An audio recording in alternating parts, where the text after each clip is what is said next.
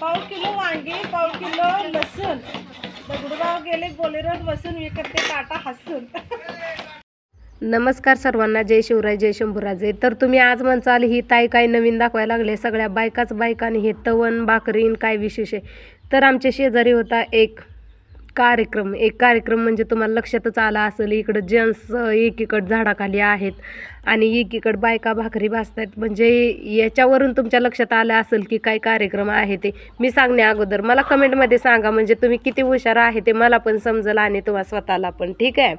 आणि त्यानंतर आम्ही अशा भाकरी बनवत आहे आणि धूर तर खूप लागत होता मला. माझी कंडिशन बघू शकता तुम्ही. म्हणसाल ताई भाकरी बनवते की नुसते व्हिडिओज काढते. मी दोन्ही कामं करते, एका दगडात दोन दोन पक्षी मारते मी, तुम्हाला तर माहितीच आहे. तर अशा पद्धतीने माझ्या भाकरी बनवायचं चालू होतं. या मावशी होत्या माझ्या शेजारी भाकरी भाजायला आणि जनावरांच्या शेडमध्येच आम्ही भाकरी बनवत होतो. तर छोटासा ब्लॉग कसा वाटला कमेंट करून नक्की सांगा. तोपर्यंत टाटा, बाय बाय.